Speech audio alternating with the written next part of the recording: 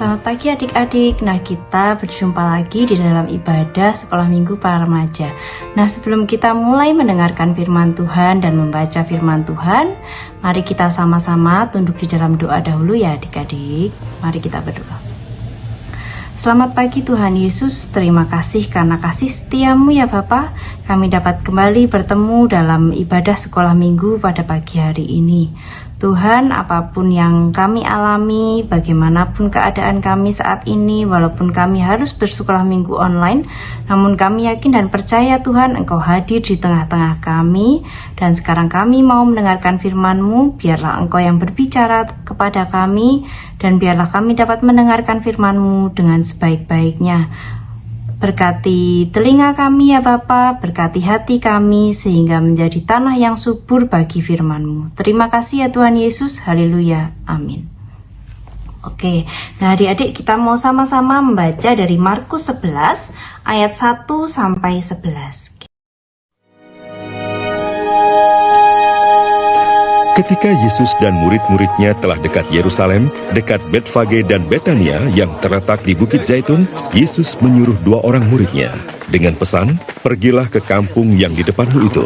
Pada waktu kamu masuk di situ, kamu akan segera menemukan seekor keledai muda tertambat yang belum pernah ditunggangi orang. Lepaskan keledai itu dan bawalah kemari. Dan jika ada orang yang mengatakan kepadamu, 'Mengapa kamu lakukan itu?'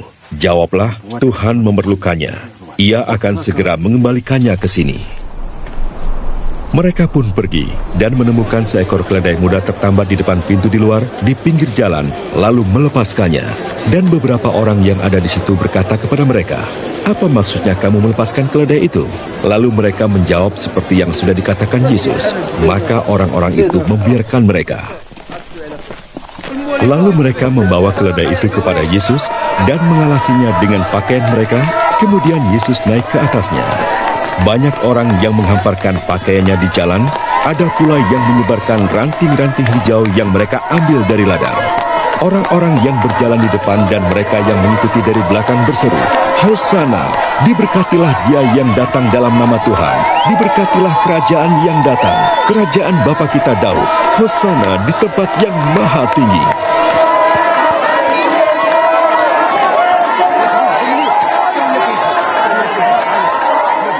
Sesampainya di Yerusalem, ia masuk ke bait Allah. Di sana ia meninjau semuanya. Tetapi sebab hari sudah hampir malam, ia keluar ke Betania bersama dengan ke-12 muridnya.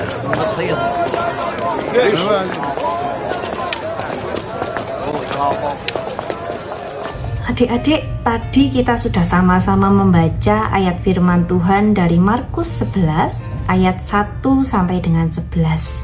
Nah, ayat yang kita baca ini tadi bercerita tentang Tuhan Yesus yang sedang dalam perjalanan bersama murid-muridnya menuju kota Yerusalem. Nah, Tuhan Yesus ada di dekat antara kota Betfage dan kota Betania. Tuhan Yesus berkata kepada 2 orang muridnya untuk mencari keledai. Mengambil keledai ya, bukan mencari. Jadi Tuhan Yesus sudah bilang bahwa nanti di sana kamu akan menemukan seekor keledai yang belum pernah ditunggangi. Lepaskan dan bawa ke sini. Terus kalau ada orang yang tanya, bilang bahwa Tuhan memerlukannya dan nanti Tuhan akan mengembalikannya. Nah, lewat peristiwa ini Tuhan mau menunjukkan kepada murid-muridnya tentang kemahatauan adik-adik. Karena benar, setelah murid-muridnya pergi ke kampung di depan mereka tersebut, benar-benar ada keledai di situ adik-adik, dan mereka langsung meminjam keledai itu. Pada saat ada orang bertanya, mereka menjawab sama seperti yang Tuhan perintahkan tadi, dan mereka pun membawa keledai tersebut. Nah, kenapa kok Tuhan orang-orang di sekitar situ mengizinkan murid-murid ini untuk mengambil keledai tersebut adik-adik? Ternyata Tuhan itu sudah cukup familiar di kota Betania, karena ada peristiwa Tuhan Yesus membangkitkan Lazarus dari kematian itu terjadi di kota Betania. Jadi orang-orang di sana sudah familiar, sudah mengenal baik siapa sih Tuhan Yesus itu. Nah, adik-adik, akhirnya Tuhan Yesus dan murid-muridnya melanjutkan perjalanan menuju ke Yerusalem. Mungkin di kisah ini, di ayat ini tadi tidak dibahas dengan gamblang bahwa Tuhan Yesus itu menuju ke Yerusalem karena Tuhan Yesus sudah mendekati saat untuk penyalipannya, adik-adik. Ya, jadi di kota Yerusalem itu Tuhan Yesus nantinya akan mengalami penyalipan dan waktunya sudah dekat. Tuhan Yesus tahu nggak, adik-adik, kalau Tuhan Yesus akan disalibkan? Nah, Tuhan Yesus tahu ya, adik-adik ya. Maka Tuhan Yesus sebenarnya gundah gulana di situ. Ya, tentu akan mengalami sebuah peristiwa yang sangat tidak menyenangkan dan sangat menakutkan. Tapi Tuhan Yesus tidak lari. Tuhan Yesus tidak kabur. Tuhan Yesus tetap terus jalan. Karena Tuhan Yesus tahu bahwa lewat penyalipan ini Tuhan Yesus akan menyelamatkan kita semua dari jeratan dosa dan maut. Nah, adik-adik, saat Tuhan Yesus mulai masuk ke Yerusalem, banyak orang yang menghamparkan pakaiannya di jalan. Ada pula yang menyebarkan ranting-ranting hijau yang mereka ambil dari ladang. Orang-orang yang berjalan di depan dan mereka yang mengikuti dari belakang berseru, "Hosana, diberkatilah dia yang datang dalam nama Tuhan. Diberkatilah kerajaan yang datang, kerajaan Bapa kita Daud. Hosana di tempat yang maha tinggi." Nah, orang-orang di sana mengeluh-elukan Tuhan Yesus, sampai menghamparkan pakaian mereka untuk jadi alas jalannya Tuhan Yesus. Kalau mungkin zaman sekarang ini seperti artis-artis di Hollywood yang diberi karpet merah, ya adik-adik ya, jalan di atas karpet merah, kehormatan itu artinya. Nah, Tuhan Yesus dielu-elukan dan diberikan penghormatan yang tertinggi. Kenapa, adik-adik? Ternyata orang-orang di Yerusalem ini berharap bahwa Tuhan Yesus akan diangkat menjadi raja, ya, di Yerusalem ini, dan akan membebaskan rakyat Israel ini dari penjajahan bangsa Romawi. Nah, adik-adik, tapi ternyata Tuhan Yesus diangkat menjadi raja di atas segala raja, bukan menjadi raja orang Israel, tapi Tuhan melalui peristiwa penyalipan diangkat menjadi raja di atas segala raja dan menyelamatkan kita semua umat manusia, bukan dari penjajahan tapi dari dosa dan maut. Ya, adik-adik ya. Nah, kita kadang-kadang seperti orang-orang di Yerusalem ini, mengeluh-elukan Tuhan, memuji-muji Tuhan karena kita mengharapkan hal-hal yang duniawi. Wah, kalau aku memuji Tuhan terus, aku deket sama Tuhan, nanti aku akan jadi anak pinter, nanti aku akan ranking 1, nanti aku akan disayang sama mamah papa, nanti mamah papaku akan bisa membeli mobil mewah. Nah, kadang-kadang kita seperti orang Yerusalem ini ya, orang-orang yang di Yerusalem ini ya, adik-adik ya, berharap sesuatu yang sifatnya duniawi. Tapi ternyata rencana Tuhan itu lebih daripada itu. Rencana Tuhan itu bukanlah hal-hal yang bersifat duniawi. Tapi beberapa hari kemudian ternyata Tuhan Yesus mengalami penyalipan, dan Tuhan dari sejak saat itu sampai sekarang menjadi raja di atas segala raja, membebaskan kita semua yang percaya kepada nama Tuhan Yesus dari jeratan dosa.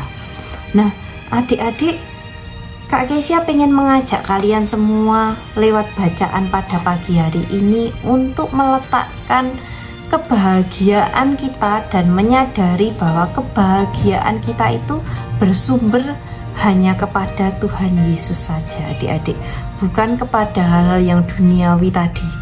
Seperti misalnya kita dibelikan konsol game yang tercanggih, atau kita dibelikan baju yang bagus banget, atau kita dibelikan laptop yang terbaru, atau mama papa kita membeli kendaraan mewah. Biarlah kita hari ini tahu dan yakin dan percaya bahwa kebahagiaan kita itu bukan bersumber dari hal-hal yang seperti itu, tapi kita menyadari bahwa kebahagiaan kita itu sumbernya dari Tuhan Yesus. Tanpa hal-hal itu, kalau kita bisa dekat pada Tuhan Yesus, kita bisa terus menjadi anak-anak yang mengenal Tuhan Yesus lebih dalam lagi melalui doa, melalui ibadah, melalui membaca kitab Alkitab kita ini. Kita bisa menjadi orang yang bahagia ya adik-adik ya. Kita bisa jadi orang yang hidup dengan damai sejahtera di dalam hati kita. Nah, seperti Tuhan Yesus tadi, walaupun menghadapi suatu hal yang menakutkan di depannya, tapi Tuhan Yesus tidak takut, Tuhan Yesus tidak gentar, Tuhan Yesus tidak melarikan diri, Tuhan Yesus tetap maju. Nah, kalau adik-adik berharap dan meletakkan pengharapan adik-adik, kebahagiaan adik-adik bersumbernya dari Tuhan Yesus, karena adik-adik dekat sama Tuhan, sering berdoa, sering membaca kitab suci, terus seperti yang Kak Kesia sempat ajak adik-adik beberapa saat yang lalu untuk setiap pagi, yuk bangun pagi kita bernafas selalu bilang terima kasih Tuhan Yesus sudah memberikan aku hari baru hari ini. Nah, lewat hal-hal seperti itu kita bisa menjadi orang yang bahagia. Walaupun kita nggak punya semua barang-barang mewah tersebut ya adik-adik ya. Walaupun sampai hari ini pun kalau yang rakyat Israel tadi harapkan itu Tuhan Yesus membebaskan mereka dari penjajahan. Dunia ini tidak ada perang. Pada kenyataannya sampai hari ini dunia kita ada perang ya adik-adik ya. Kalau adik-adik sudah pernah baca berita beberapa saat yang lalu ini kelas 6 sampai 8 pasti baca nih beritanya kalau ada perang di mana adik-adik? Betul, di Ukraina dan Rusia, antara negara Ukraina dan Rusia. Nah, buktinya sampai hari ini masih ada perang. Tapi bagi kita anak-anak Tuhan, kenapa kok kita tetap bahagia? Kenapa kok kita nggak khawatir? Kenapa kok kita bisa tetap maju walaupun banyak hal menakutkan yang ada di dunia ini? Karena kita meletakkan sumber kebahagiaan kita tuh pada Tuhan Yesus. Nah, biarlah lewat firman hari ini kita terus diingatkan untuk percaya dan tahu bahwa sumber kebahagiaan kita itu ada di dalam Tuhan Yesus Kristus. Dan jangan lupa untuk terus mendekat kepada Tuhan Yesus ya adik-adik sebagai sumber kebahagiaan kita. Haleluya.